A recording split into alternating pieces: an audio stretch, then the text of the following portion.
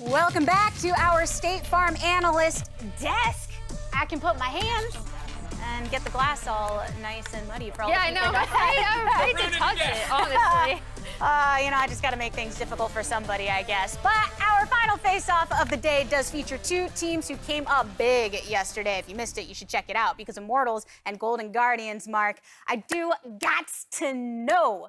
Who are you looking at on the Immortals roster? I'm looking right at Insanity. I really love his champion pool. He's always been someone who's willing to step outside the box a little bit more. You can see quite a plethora of champions, especially some one-timers like the Kog'Maw Karthus last year. This time around, being able to flex the Jace mid to free up the counter pick on the top side in yesterday's draft allowed that kind of counter pick of the set into the Wukong and really flipped it on its head, which is something that flexibility from him is the only reason you can do a draft like that. And I think even in some of the games where Immortals struggled last season, you still saw Insanity really going for some proactive plays, which I always like. I love when new players come in and they're just like, yeah, I'm going to go for this, turret dive. I'm going to go for these plays. I've always really appreciated the way he plays the game and still will go for a lot of aggressive moves. That is honestly one of the most difficult things when it comes to the newer players, getting them to be in those proactive situations and make something happen. I think one player, though, that definitely made some stuff happen was Xerxes in the jungle, and he was getting your praise, Emily, all the way through. Yeah, so I'm a big Rumble jungle defender, as you all know. And Xerxes has actually been playing Jungle Rumble since 2017. Now, when Xerxes first came to North America, I think one of the things I was really hoping that he'd show us are some of these, Rumble's obviously in meta now, and he's obviously insanely comfortable with it. It's pretty much him and Dardoch on my Rumble list now. I asked Dardoch today. But when he was coming to NA, when I heard he was coming to IMT, I really wanted to see him pop off on some of these maybe slightly off meta picks. He's known for bringing in the Ivern. He's a Zac player. He's played the Rumble before. So, I really, as we see from Revenge, everyone else can check out Xerxes Pro View on the Rumble. But yeah, it was great to see him pop off on that. I don't think he should be allowed to get that again. This is one of the times where you probably don't want to let Rumble through draft just because he is so, he seems so much more comfortable than other North American junglers or junglers in the LCS playing that pick. This is a player that had plenty of experience on the Rumble jungle prior that clearly came into effect during that previous game. And it is important that we also talk a bit about that mid lane position because Immortals do got to take on the man on fire, Blaze Olive, who did deliver his team the Grubhub dub in their match yesterday. Yeah, I absolutely love how hard Blaze Olive popped off in this comeback win against C9. It was his Zoe that basically allowed them back in it with this kind of base defense, landing this sleep onto Blabber, and it just leads to this long chase down sequence. And then the final play, this one here was so good out of him to land the sleep onto Blabber again and then be able to work the Q around Vulcan, who was, I'm pretty sure, trying to body block that and was able to find that kill. And it was a lot of these kinds of plays out of him that let them win that game. And it's the kind of superstar performance that you want to start seeing more out of players, especially the younger players getting this developmental time where it's like, hey, this is someone you can actually trust to carry a game late game. And to follow up on that, I think in some of Blaze Olive's, in the Golden Guardians' few victories, we still sometimes saw him struggling to, again, go for these proactive plays. I know everyone recalls the Tristana game, but this game specifically where he was weaving in and out, going for the Zoe sleeps, going for the bubbles, it was really awesome to see. And on top of that, remember that you can use code GHFeeds for free delivery plus a Hextech chest and a key. Shout out your favorite local restaurant using hashtag GHFeeds for additional prizes. Deliver your own win. And by win, I mean empanadas or maybe some olives of your own. What? The choice is yours. But lately, How do you not like olives? I don't. Wow. What? Yeah, you are outnumbered oh my gosh. this test. I think that's the right choice. Be against olives, but there are also some other choices that have been made, not just in delivery, but across the Twitter sphere from our players who have been quite vocal as of late. I mean, this one got some more ammo on it after today, where C9 lost again. You know how we say like that aged poorly? This aged very, very well just today. I personally love this. Give me more of this throughout the entirety of the time. I mean, Blaze Olive making sure to be active there. We already got to see a little bit from Revenge, but he did not stop there. He's been continually active in his response to the fire that has been blazing across the internet, as we see. Yeah, I think this one didn't work out quite as well for him. He's been good, backing up his boys. Xerxes, he tried to fire some shots at Solo heading into this matchup because, they were teammates under the FlyQuest organization. But the then coach of FlyQuest had a pretty good burn right back at him afterwards, reminding him, that, hey, you were 10th place when we went to back-to-back finals with Solo and made a Worlds appearance. So it was big ratio that came in for Curry. I'm glad they hide the likes. Because that would be so brutal. It took like 2 hours for Curry to get 4,000 likes or something like that. It was quite the ratio. You know what? I love this from Revenge. I really do. Like, I just think it's so funny because interviewing him, he's like, obviously like very intensely focused and like really well spoken, and then he's just popping off on Twitter after their one win. I really like it. I mean, he had a good game, but he's going to need a couple more good games and maybe some good finishes to really begin backing up some of these tweets, because you got to be careful. You never know when someone's going to clap back that hard. Well, and I mean, so to bring it back to like Immortals as a whole, I think that was kind of their problem, right? Like we saw them last split, they went for some really risky picks or risky drafts, and sometimes it worked out really, really well, and they ended up having clean games like yesterday, and sometimes it worked out really not so well. Someone messed up a level 1 matchup, there was an odd invade, they failed an invade. So what we want from this IMT team is consistency, because they were, in my opinion, one of the more interesting teams to watch last split. And they do have some players, like we talked about the flexibility that can come from the solo lanes potentially. Xerxes mostly two-tricked Hecker and Lilia last year, and I think sometimes as the veteran, you're kind of giving up some of the flexibility in your champ to be like, I will be the rock that you can draft around. Well, this is a great meta if Rumble is always going to be open for him. Like, no one's really banning Rumble out generally. We'll see if they start doing that and seeing where his second and third picks are, because once you have enough of those in your back pocket, people just say, all right, forget banning him. Like, these things aren't powerful quite enough to keep banning. And so, if he can play the Udyr, play the Rumble, and then have that third one in his back pocket, suddenly he's going to be a huge monster in these games. Yeah, monster yesterday, and we will have to find out if he's a monster today on whatever he pilots, because only time is going to tell if we're going to get more golden tweets from GG or Immortals as we hand it over to Pastry and Raz to get us straight into the action. Thank you very much, Litargus. Raz, this is going to be a banger game. Ending day 2 here of the first week of the LCS Summer 2021. Not what you would expect when you looked at the docket kicking off the weekend, but both these teams coming off big wins now meeting each other here. The giant killers. Yeah, Golden Guardians being able to take the dub versus C9, Immortals being able to take the win over 100 Thieves. Like, definitely drastic improvements from these teams. I think a lot of people will wonder, oh, are these upsets just like, best of 1 types, right? What can we actually extrapolate from those games? IMT, I think, are a much more patient team around the vision that they get. Golden Guardians are just a different team. They have 2 different players. I'm high on Chime, and Solo is a veteran that has been in those moments ago, time and again, has been to Worlds and all these things. So I want to see more of both of these teams, especially Golden Guardians with the new players that they have. Yeah, and Solo definitely, I feel like every time he shows up, he's just good. Yep. and that certainly looks to be the case there from yesterday. Chime definitely the kind of player where kid's got great hands, right? Really dedicated player, someone that you want to develop and see there, but Solo kind of provides a bit more consistency, stability, and leadership, right, that may have been lacking in early iterations of the roster. But that man we saw briefly on your screen right there is the man that I and you all should be watching. Blaze Olive, certainly on fire as he kicks off his second game of the split. Nah, Varus, Udyr, though, the bands from IMT, and Senarenectin Rumble. Is it a G? Is it a Gwen? Oh, that's true. Probably has to be Gwen. It is Gwen. All right, perfect. Which does mean that the Rumble does go to Xerxes. Oh, thank you. Exactly. So he's going to be happy about that. This is proper drafting for Immortals on that. Stop. Just pick Rumble. And, play with your time. You have a lot of time. That's one of the things that I love doing. Even if you know guaranteed what you're going to be picking in your first pick, buy more time to just kind of talk about the draft from that point forward. First 3 picks are usually well understood. It's more so like reminding people what are we going to do in ifs and statements, if they pick this and that. So Lee Sin, of course, with Kai'Sa being picked up by Golden Guardians, I wonder if Immortals are going to try and respond with. Also curious who's getting the Lee Sin, right, on the Golden Guardian side. Definitely a triple flex in a lot of ways, although least likely to be jungle. Ray's had a fantastic game on the Tristana, so I expect that to be an instant lock-in for him, even though it can be flexible. And that's one thing people need to respect. Yesterday's games, when Immortals took the win over 100 Thieves, people will oftentimes focus on the karma, when I think a big, spear to 100 Thieves was the Jace flex. I and 100 Thieves for sure thought that the Jace was going to be a blind pick towards the top lane, but in reality, it was a Jace straight to mid, and it was a set answer into Wukong.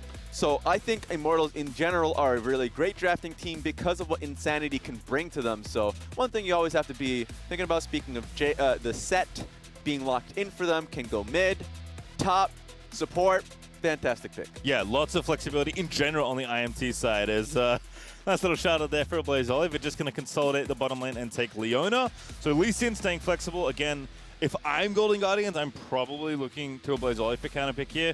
But if the Lee Sin matchup he likes and he wants to play Lee Sin, obviously has that opportunity there as well.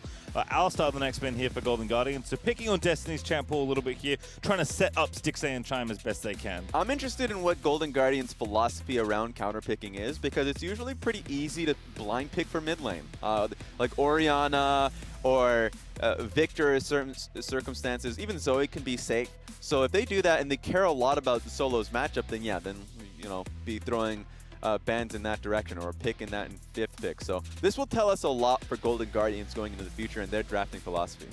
Also curious where the damage profile is going to land, right? Is Iconic going to play an AP jungler and which one? Yeah. He was pretty big on Talia last split. That was a long time ago now. That champion's definitely fallen out of favor in the jungle. So is it something like the Nidalee as Nautilus gets banned away for Golden Guardians? With something like Nocturne being targeted, again, another great solo lane / jungler, another good triple flex champion you can play.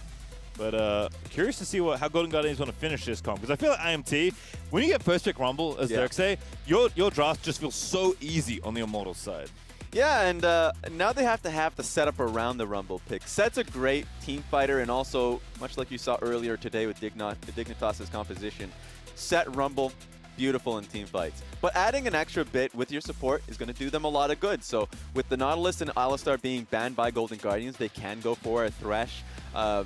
It really depends on if he feels comfortable in that matchup into Golden Guardians. Hey, you can even say that the Set's enough of a team fighter, we can go towards Braum, or you just bring the Set as a support. I think they'll do that, actually. Whoa! There it is. That's a Jinx bot lane and a Tristana mid. And there's the Thresh. So Set top, Tristana mid, Jinx and Thresh together there. So Ray's going to be on the hyper carry here. It's going to be Insanity again, using that flexibility to craft a very different draft this time. We'll hover his favorite champion. If you're wondering why he's called Chime, he loves Bard. Hopefully that was obvious to you all. Is Gangplank? Nope, not yet. Syndra. Maybe. We'll see. 5 seconds for Golden Guardians. Syndra's a tough one. I think with the composition they have, having some level of pick in their comp does help them. So it's going to be a lock-in on the Syndra for a Blaze Olive. But I love IMT's composition. I mean, there's a reason why Thresh was banned so consistently at MSI, because he just enables a lot of immobile AD carries. Aphelios Thresh is one thing, Jinx Thresh is another, and so now if there is a Chompers that lands or a Hook that lands, you can combine it with one another.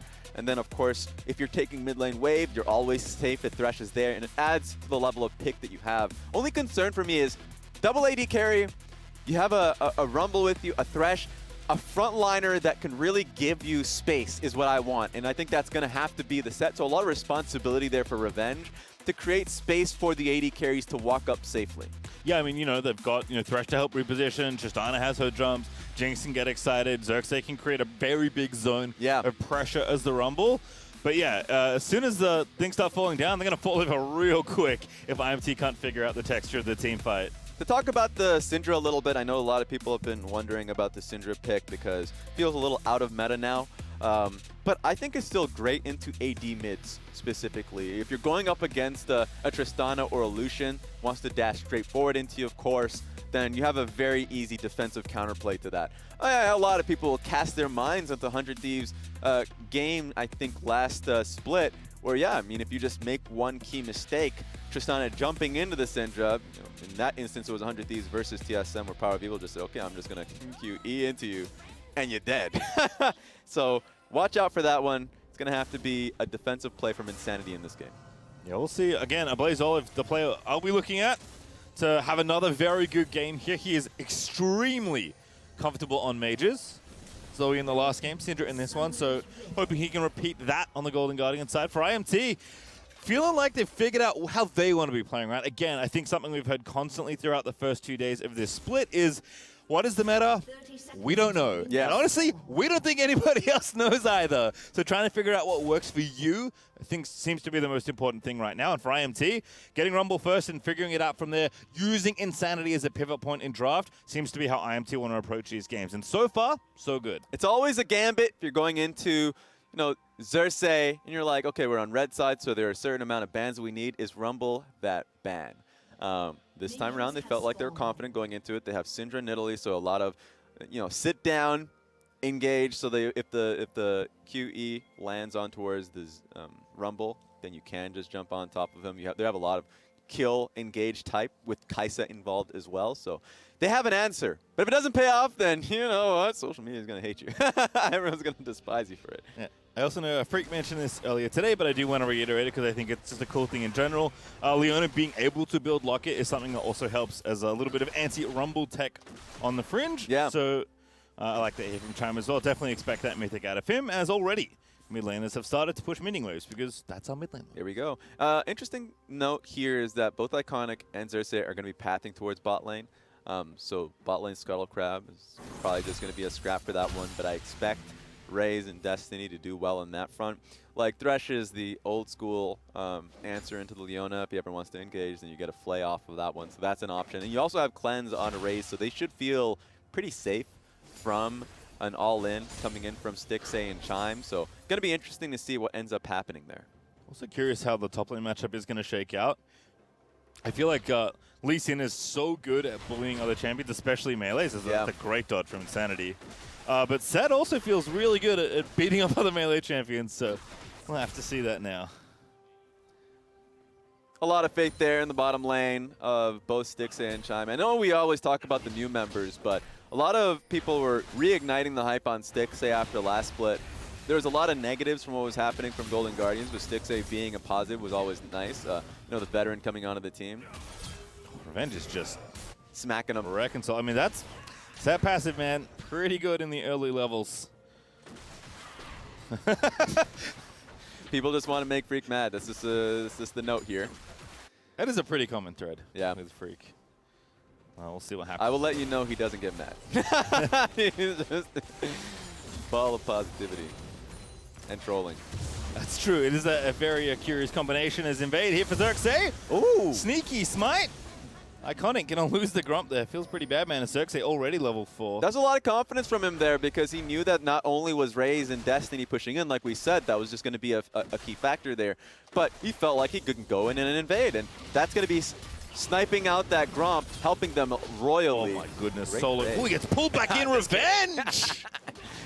Just jokes. Sett, man. What a champion. Revenge. That had to have been max range on that face breaker, but Revenge finds it there solo. Unfortunately for him, going to lose that trade, and that means this crab is going to be tricky to defend for Iconic. Quick. And Xerxes once again is at it. No smite for Iconic either. It's a tragedy. And now Revenge is going in again. He's in a 1v2, pulls them both in. Revenge makes it happen as Xerxes finds the first blood. And you can't keep feeding Rumble. Kills, man. Xerxes looking for the second. Not going to grab it, but he's going to get the Scuttle Crab instead. This is a sad game for Iconic. He was literally stuck between a rock and a hard place there. I wanted to get the Scuttle Crab and get the hell out, but they saw an opportunity on Revenge, but perfectly placed. Bonk on the head for both of them, setting himself up for success, and now that's going to be behind. The old reversey there as Destiny wanted to hook Chime anyway. Chime going in with the Zenith play, but Stixxay, no, not even close to that one. So costly cancel of the recall there for Chime. I think he just got baited in. Is forced to flash over the wall. Definitely blows for him. At least he has Hex Flash, so from an aggressive rude. standpoint, that's going to be nice. Yeah, he's just camping out the Raptors.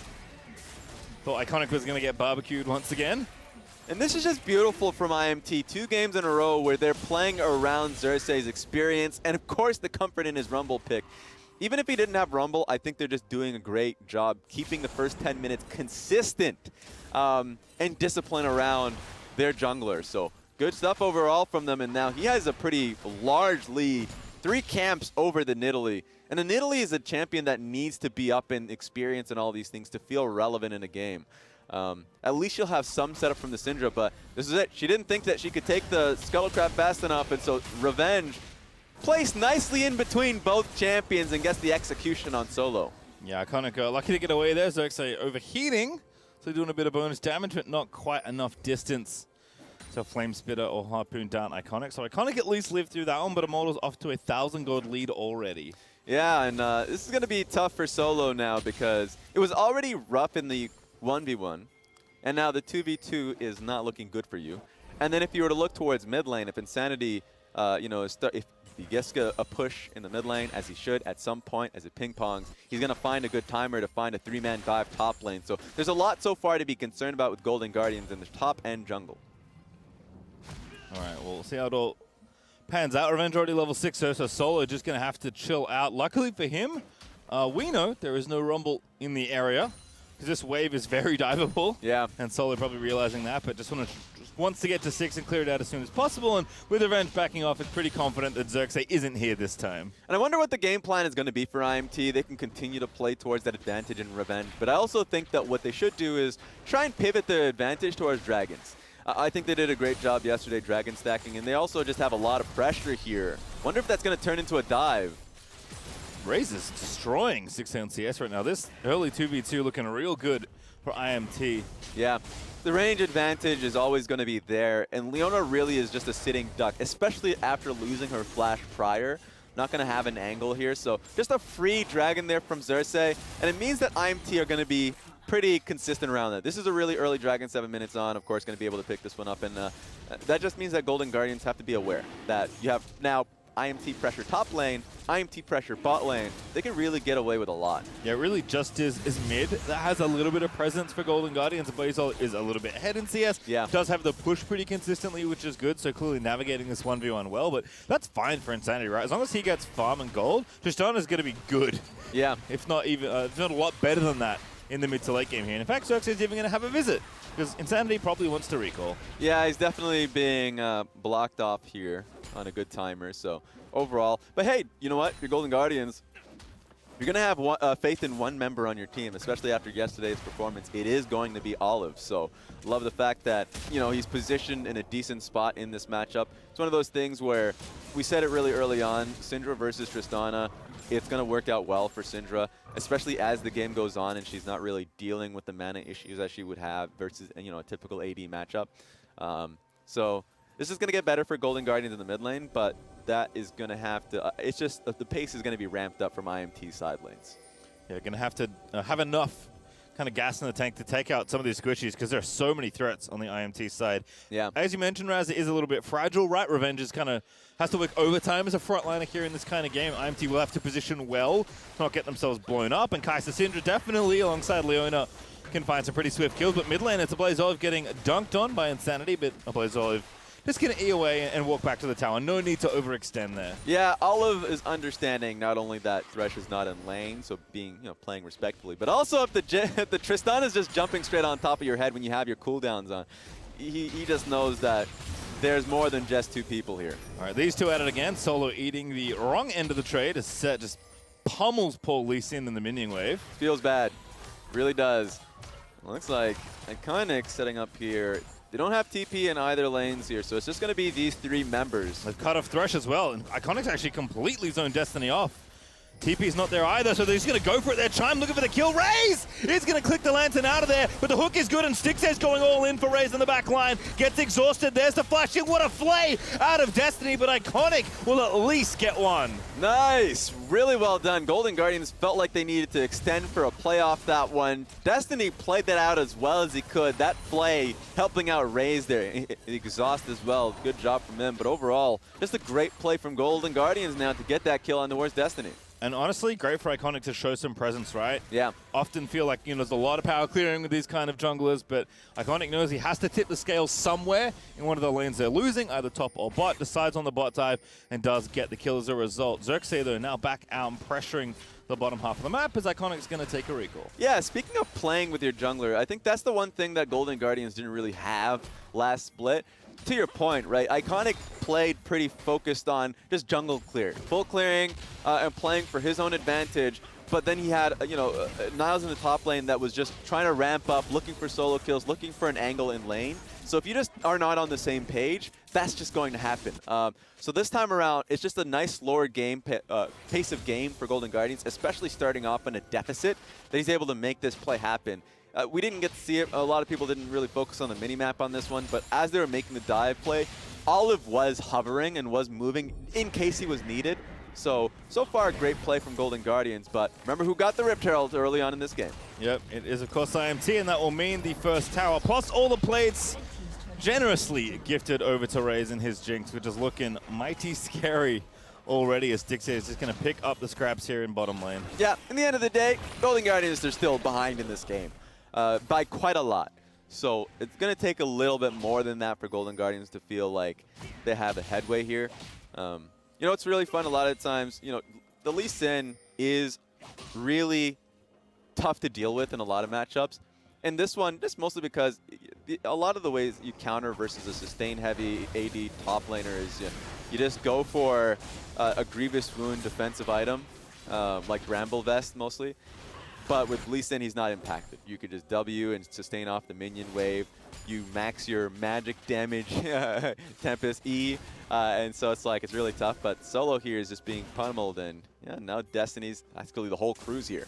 Yeah, Solo gonna have to get out, but Flash is enough. Good hook attempt from Destiny, but not quite enough to make it happen here. Chime, they're looking for the re-engage. It's a 2v4 though, and Chime just a little too far forward. It's gonna be picked off by Xerxes. Yeah, we knew they were in the bush, so that one is an overstep. They were just tunneling to try and find a way to get Solo underneath turret, but now you're just shedding off lives here for it. Yeah, a little too much confidence there for Chime, as he does waltz in and get himself picked off. Stixxay trying to, you know, do something here and get some gold back. These plates are very juicy. Yeah. But he's going to get TP'd on and forced away his revenge. Going to swap these down to the bottom side. Blaze Olive. Big damage, but not enough. This game state's going to be really tough for Golden Guardians. I know they suffered off that play up top lane, but it's just going to be Raze and Destiny. Oh, where are we sending that one? Whee! Oh, they were trying to steal, I think. Yeah, they're probably trying to steal the dragon. But my point was that they're just going to park Raze and Destiny in front of her turret. Oh, I don't know why he's still there. Into the Chomper. Solo kicks him out of the way, gets over the wall, but Insanity's going to flash on top of him. And now Raze is there. The two ADs won't stop chasing, and Solo is going to be picked off by the other AD. It's only going to get worse here for Golden Guardians, losing lives for this one. When that top lane turret was always going to die now, this is going to be tough. Maybe they can try a collapse on it, but Raze and Destiny are already heading back to base here. And again, Insanity going to get zoned off here. Blaze Olive, you know, doing what he can, but despite having a decent lead, getting some plates, Stixxay's getting a bit more gold, has the Kraken Slayer now finish. It's just, you know, it's not so much the items, because, you know, it is somewhat balanced because the gold hasn't quite grown enough, even though IMT do have a very healthy gold lead. Yeah. But just the plates taken and the map stayed. Yeah. It is so hard for Golden Guardians to make headway once the map is so enclosed for them. Exactly, because they're recognizing what Golden Guardians' play is. And so knowing that Stixxay was trying to take bottom lane turrets, oh no, Revenge sees his next target. Nice angle here from Revenge. Blaze Olive. Oh, the Strikebreaker just clipped him over the wall. We don't go because that's not how it works, but Revenge gets a very well-deserved kill. There it is. I mean, this is just map presence and a great understanding from Revenge and Destiny working together. You saw the message from a fan who was excited to see Destiny on Hook Champion, and you know what? He's performing really well on it. Certainly known for his thresh back home. True. But in general, very good on the champion, is feeling comfy. Destiny, definitely one of those players. Remember his Blitzcrank game from last split, yep. Perhaps? That was amazing. And then sometimes, you know, Destiny's pretty invisible, even though he does like this style of champions. But when the man hits, he hits a lot. Let's put it that way. Yeah, I mean, at the end, players look so much better when they're just on the same page. Right. And you're right. Like, when he's on that Blitzcrank, Thresh, playmakers, then he looks great. And IMT were on the same page on that one. It wasn't just him a part of the play. It was also, you know, Revenge finding a great flank there. So got to give credit to the team as a whole, coaching staff that IMT has had, because in the meantime, from spring to summer, that has been a real level up. And for Golden Guardians, curious what they can kind of do to weasel their way out. I mean, the map problems notwithstanding, right, they're going to have to find a way to get some of these turrets and open up the map, because otherwise, it's just practically unplayable. All right. But even like with their comp, they got a lot of poke and some pick, but IMT just not giving them anything. They're just a journeying squad here. Can't touch the goon squad roaming your own jungle. Trying to throw the ring into the volcano. All sticking together. The fellowship.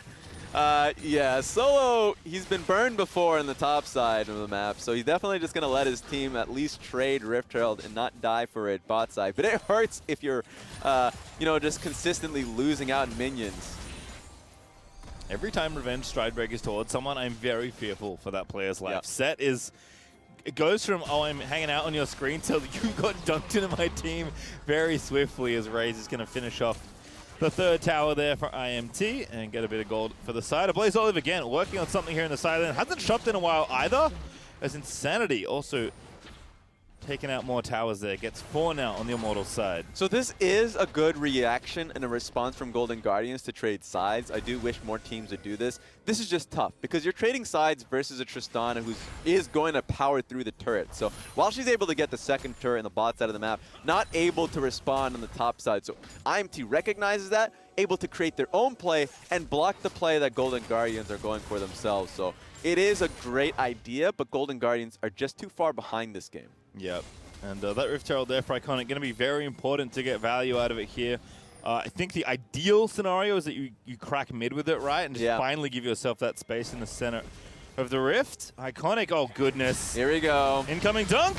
Team Plate's going to go wide. Solo's here as well. The 3v1 for second to get kicked his way out of there. And not enough as Iconic will get the kill. All right, man down there. And IMT wasn't really making a play there at the same time, so just a life in vain. Great job from Golden Guardians. Probably didn't see the TP coming, so that's going to be Revenge falling for nothing. That's the Undercover Boss episode they don't air, right? Where just gets 1v3 in the top jungle as Set does fall. Insanity not done. Apparently he's just permanently in the bot lane now. It's a one-lane game as far as he's concerned. True, no one can touch him.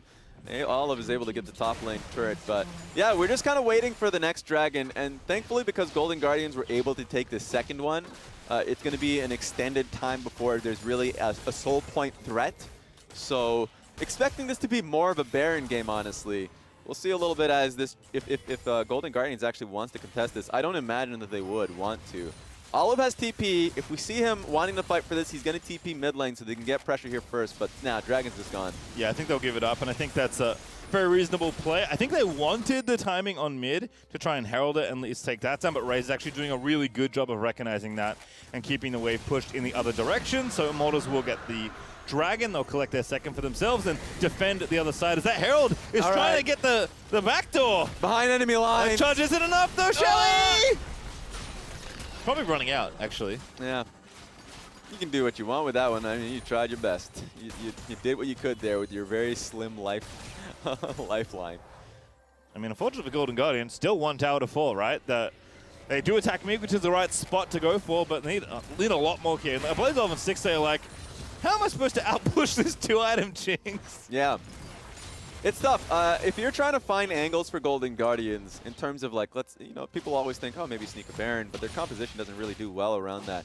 You have a lot of damage from the Kai'Sa, sure, but much like the last game, not enough tankiness from, let's say, the Lee Sin or Leona to sit on it for a long time if they do get contested there. So that's one aspect. And then, yeah, you don't really have a side lane threat there because Revenge is always going to match you, same with Tristana. So it's tough. You lose in team fights, you lose in side lanes, you can't sneak Baron, you're just waiting. Defensively, draw out your lines, and wait for IMT to make a mistake. Feels very much like a trade sides and find picks. And unfortunately for IMT, they're just glued together here. There's the suplex out of Revenge, and a Blaze Olive will just get ripped to pieces. Yeah, we had God mode there. We could see everything in the jungle. They just didn't know where IMT was going exactly. Straight towards the top lane is the answer. Blaze Olive even had a flash, but this time just knows no point using that one. Yeah, it's rough. Just gets himself picked off there. Oh, Destiny with the read. May have spotted Iconic wandering in. With that kill, you can go Baron, but it's 19 minutes, 19:40 into the game. It's one of those things where they have such control over there. This could be another. That's such a great toggle. Oh, Iconic, it's bait! Yeah. It's so much bait! Iconic gets himself played, put into the box by Destiny, and taken down as Raze. Getting awfully excited here in the top tier 2 as Immortals will take yet another tower. What's been happening over there in the IMT camp? Is it Kyoto Academy? What's going on in there? They have been leveling up, and they just feel so damn confident around their vision. Yeah, the vision has been the real thing that's killing Golden Guardians. Yes, like, the advantage they got that led to this particular map is the reason Immortals can afford to do this with all their vision. But that vision being consistently denied and put up for Immortals makes Golden Guardians' life absolute hell.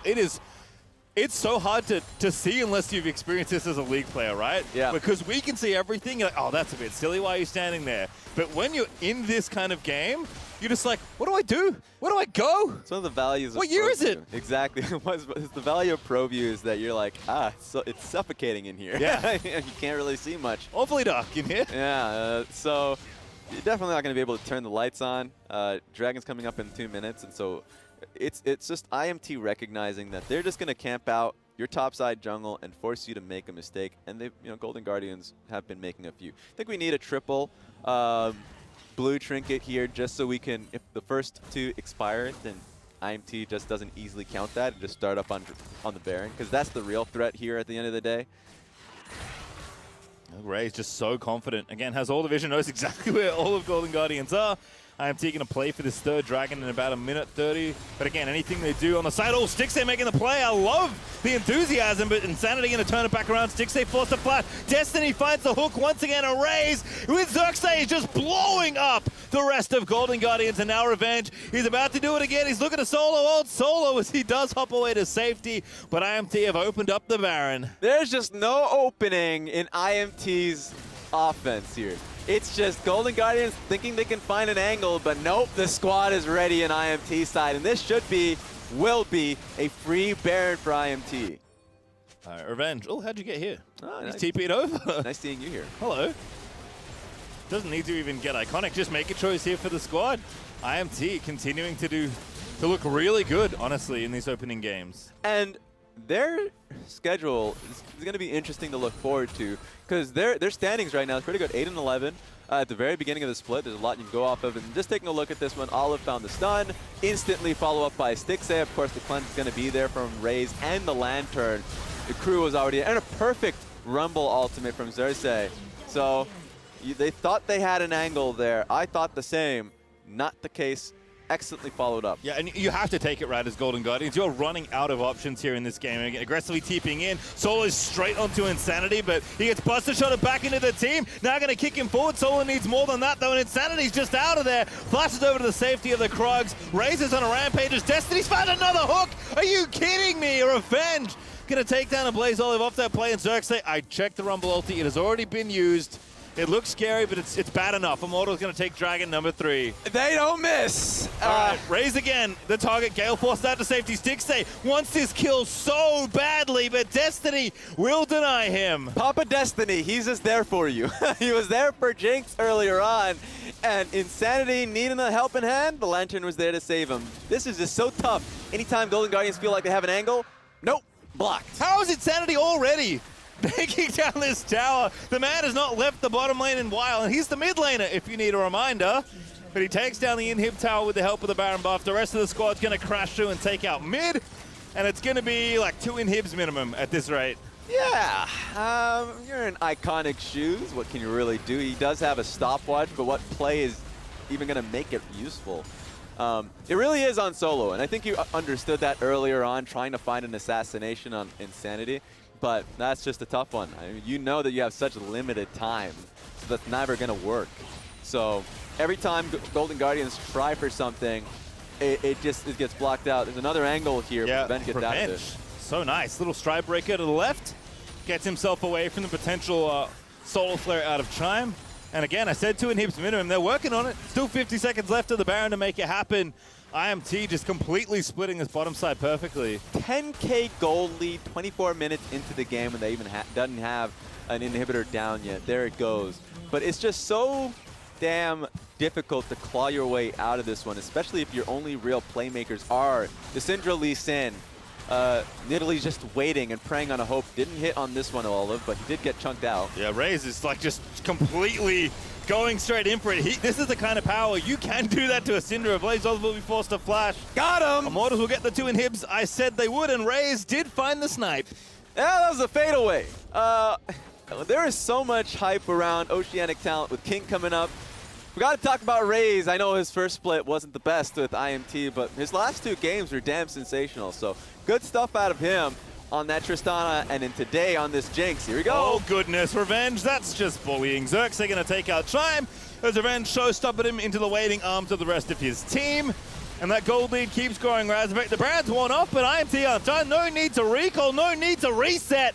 IMT just bashing through Golden Guardian's base. Yeah, they're not going to recall. I think this feels like it's going to be an endgame situation. If you have 3 inhibitors, you're a full HP, and there's really no way for Golden Guardians to fight into you. So they're just prepping the waves at this point. Just snap the fingers, wipe out half, and unfortunately for Golden Guardians, they hit tails every single coin flip because IMT are just cruising in this game here. A last-minute solo player. Chime has to make something happen. Solo looking for the angle, finds a kickback, but it's only Destiny as Ray's dominating, takes out 2. The man's on course for a Penta. Xerxes does at least take a third away there as Iconic finds the shutdown onto Rays as Golden Guardians try as they may.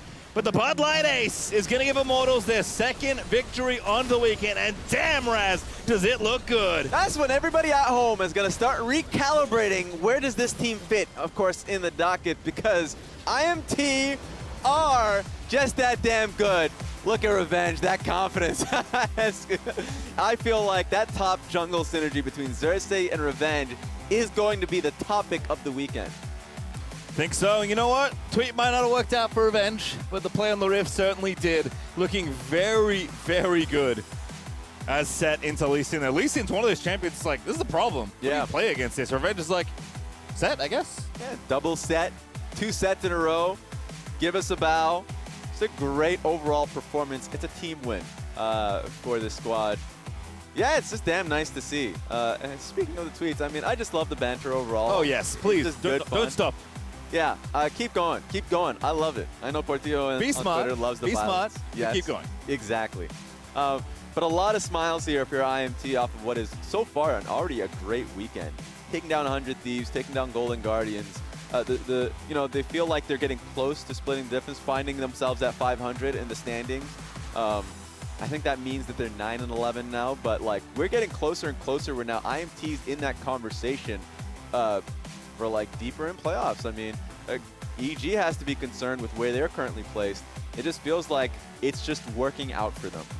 Yeah, it's the overall synergy, the team play, the like how much more coordinated they look around their jungler. Yes. Feels like to be like the obvious thing. Yes, he's getting Rumble. Yes, he's amazing on the champion, but it's not to do with the champion at that point. Yeah. It's to do with the fact that they're like playing together, which matters a lot as it turns out in a team game. Exactly.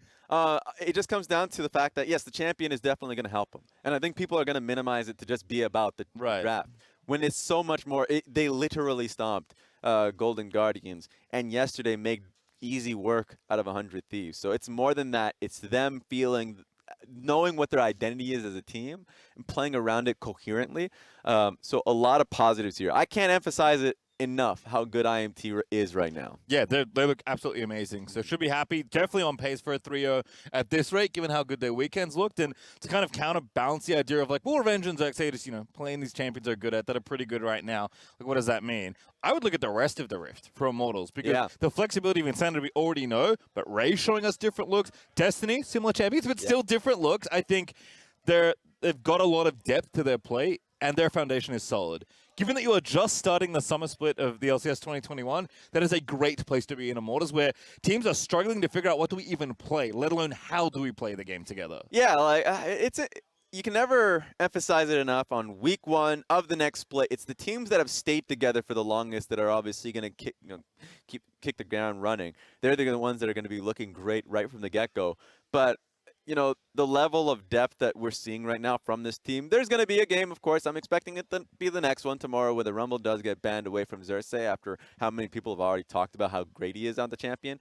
But then if he's on literally anything, if he's on Udyr, it's just going to still be the same Immortals. So level up the competition. Everyone is getting there. IMT feels like they're already there. You know, speaking of that, I want to talk about a little bit more on Golden Guardians because so far, yeah, this was a rough game. They had a great game yesterday. I feel even with this rough game, there are some things we could take away from it. You know, when they were that far behind, they were finding angles around the map either to trade or to just try and find those angles. So I want to see what the next game looks like for the team. Yeah, I think certainly a lot of growth for these two teams. But Immortals taking the 2-0 certainly have to be feeling pretty good. And with that, La Tigris is standing by with Xerxes for our Verizon post-game interview. Let's hear it. Thank you so much, Pastry Time. It is so hard not to have a giant smile on your face when you know that the rest of Xerxes' team is on the opposite side of these cameras cheering you on for this interview. Yeah! 2-0 for Immortals to kick off Summer. You got to break out the Rumble. Just give me the raw reaction of how you're feeling with such a strong start. Well, I'm just happy that I got to play my signature champion. I hope people will ban it in the upcoming games, so I can show that I can play more champions. Because last split I literally played only 2 champions, so I want to expand on that champion pool. I know that your coach Gilhoto was memeing a bit on Twitter before about canceling all the draft meetings. We don't need them, but it did feel like Immortals got exactly what you wanted across the board in the draft. Do you think that's fair to say? Oh, relatively. I mean, we do have a lot of picks to show, and it's been only 2 games, so we have a lot to show, that's for sure. Now, this was a game that Immortals definitely had a stronghold right from the beginning. What do you feel was key to having such a strong start here today? I think we've been practicing for some time right now, and the problem in spring is we don't really have time to get to know each other and actually play as a team. We kind of just started, we didn't have a boot camp, so like we just started spring split, and that was it. Like we didn't have time to know anything about each other, and now that we are playing for like a month, and it actually feels like I know what my teammates are capable of, and it shows in the way we're playing. You were one of the later additions when it came to the start of the season, so you had to hop right into it when it came to the actual professional play. Looking at what you have gained over this past month leading up into summer, what do you think was the greatest learning that you and the team had coming into these games this weekend? I think basically what I said, that we spent a lot of time outside of the game getting to know each other, and funny enough, like I think that actually translates into how good of a team we are right now, because we are not just like working teammates. Like we are actually like friends outside of the Rift, and I think that's the biggest difference compared to spring. We talked so much about those intangibles and how having fun off of the Rift really does seem to make a difference in the gameplay itself. When it comes to who at this point of time, now that you have gotten to know your teammates a bit more, is making the calls, calling for that action, is it you or is it a shared experience across the roster members? I would say it's a shared experience. I obviously have a lot more responsibility towards my teammates because I have the most experience, so I do feel like I do have to do much more. But I would say the burden is shared onto all of us. Which is always a great place to be, right? When you can also know that you have the confidence as a shot caller, but rely on your teammates. 2-0 is obviously a very nice place to start for summer. How does that energize you and the rest of the team continuing forward, knowing that you do have to fight with the existing record, but still scrapping through towards those playoffs? I'm just focusing on getting the 3-0 week right now, and just trying to think of only one game at a time, and yeah, just one game at a time.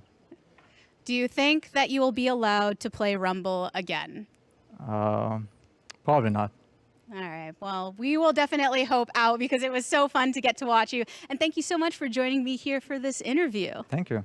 We are going to continue with our LCS coverage on the analyst desk right after this break, so don't go anywhere.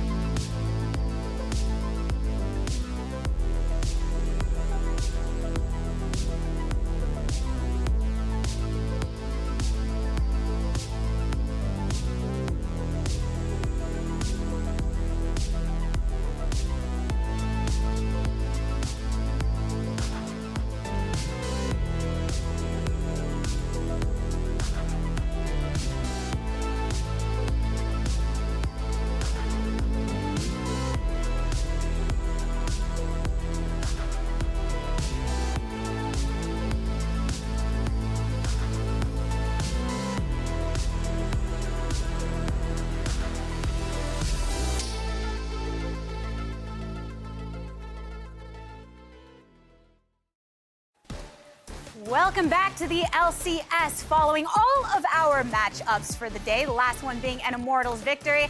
And oh, was it hot, hot, hot, because guess what? That rumble in the jungle play is something else when it comes from Xerxes. Yeah, so we talked about draft before, and we were like, maybe don't give Xerxes rumble. Not only did they get the rumble again, but they also got the set for setup. They have the Thresh, which is not only one of Destiny's best champions, but also opens up the bot lane champion pool to be able to lane better with hyper carries like Jinx. They have a pushing mid lane in Tristana. It's a really great draft that plays to Immortals, like champion strengths, their champion pools, the players on the team, the way they coordinate. It was just a great draft for them.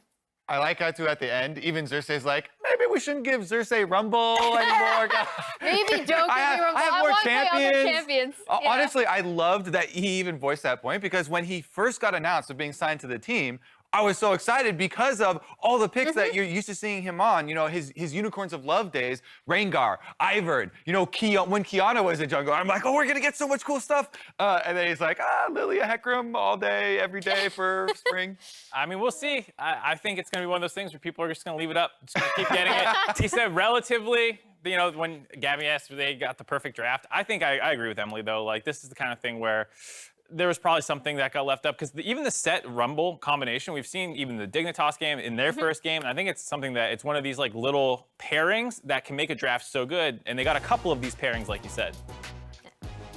And beyond just the obvious Rumble and set, oh, they used this last time, this is, you know, his signature pick. I also really liked how Immortals play around their early pushing pressure and turret destruction.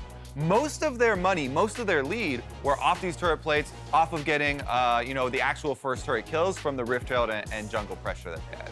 Yeah, and they ran over this game so much, you didn't see many of the setup, rumble, jungle, and the set plays, but usually what happens is the set is able to use the clap to pull someone on top of where the rumble is going to lay his ult, and then as long as you line it up correctly, your dunk will also drop them on top of it, and it just gives you so much displacement power to put the enemies where you want them to be and land really fat AoE wombos. This game was going so well, they didn't even need to really do that. They just kind of took over the jungle, they were able to land a lot of hooks on the people, and like you said, Destiny, one of his signature picks, had another fantastic game. Gosh, you just dumped a bunch of nostalgia on me, though, bringing up the UOL days from Xerxes, and we really got to see some of the action here. I also want to shout out the team for how supportive they are with one another, because as soon as we were getting ready for the interview, they were saying, oh, who's going to get interviewed? It's Xerxes. Revenge is saying, let's go! Yeah, they all start cheering him on, so there's so much truth that is said when they talk about how that camaraderie has grown. I'm disappointed. We were refreshing Revenge's Twitter feed looking for his update to put on here, but he was too busy. He was too busy supporting his teammate.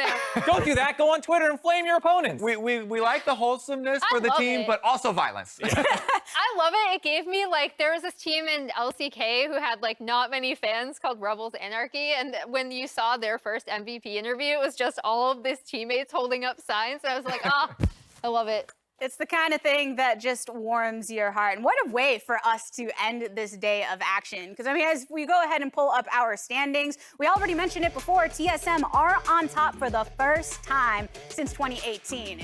We love to see it. And following them in a triple tie for second are Cloud9, Dignitas Quantum Pay, and Team Liquid. Yeah, it's just crazy for a dig. I think everyone, myself included, was like, this is when the foot drops. When the other one comes down for Dignitas, they start falling in the standings. Well, mud on my face, they're going back up. It's going the wrong way for my predictions. Falling upwards, baby! Woo, woo, woo. Honestly, though, especially with following up, the win today was super convincing. Because yesterday we're like, oh man, you know, what a good comeback for Dig. You know, and this is kind of similar to Spring, but today they were just outright, we are taking this game, you know, by the reins. Dardoch has some things to say too. If you got Pro View, you get to see that little keyboard moving. A lot of XD. A lot of XD in the chat. One thing I really like from Dignitas, though, is that we still got to see, like, especially Soligo. Soligo has had two really great back-to-back performances, and when we're talking about how this lineup is going to evolve, it's going to come from the three rookies. I know I interviewed Afro before, and he said he really wanted to hear them having a lot more say in, like, the champions they're going to play and how they're going to come around for team fights. And today's win in their early proactivity, especially with Soligo and Dardoch working together, I thought was really great. And his game, the first game where he's Akali, he doesn't even have one item to Jizuke's 2 items to Tristana, and he's still just remaining calm. I'll get there with Akali, goes in, gets one of the game-winning assassinations, on his opponent as well. It's already so dope when you have these promising people as talent, but then to know the veterans are there encouraging along the way, and we get to see that development with a team like Dignitas. But tomorrow we get to see even more development because we got more games, meaning there are more chances to shake up those standings. Dignitas Quantipe are facing off against 100 Thieves in the first match of the day, and the rematch of our spring finals between C9 and TL a little later on before we close it out with CLG taking on Immortals. I'm definitely looking forward to the Cloud9 one the most because they're at risk of going 0-3 to start out. I mean, I know everyone was like, okay, they only had 3 days of scrims, these kind of excuses, but at the same time, going 0-3 feels really bad to start your season. Especially after this game where they're just flashing in and stunning wards and, and they don't have plays in, and they're like, whoo, okay, deep breaths, but put some control on there, especially versus one of your head-to-head opponents. But to start the day, we have, 100T taking on Dig, which I think is going to be a low-key banger. Like I already said, I really like how Abadagi and Closer are working together today. I already spoke about Sligo and Dardoch, so I think that could be really interesting. The final thing I'll say is Immortals' chance to go 3-0 as well. Yep. If they can pick up their win against CLG yesterday, who looked like they came down quite a bit today on the Gwen pick. Cersei even calling it out in this interview. That's what Immortals have their eyes on. But that will be doing it for us here on the Analyst Desk. On behalf of myself, the casters, and the entire remote and on-site broadcast crew, woo woo! Thank you for watching, and we'll see you tomorrow for more LCS. Until then, good morning, afternoon, evening, and good night.